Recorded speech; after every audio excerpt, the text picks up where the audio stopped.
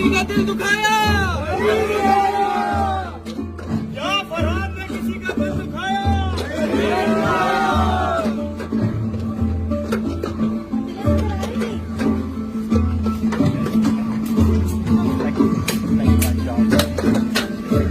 या फरहान तहुरा को खुश रख पाएगा,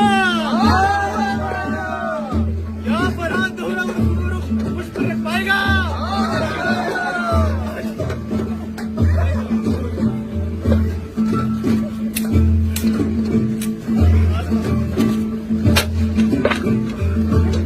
फरहान ने तहुरा के लिए क्या किया?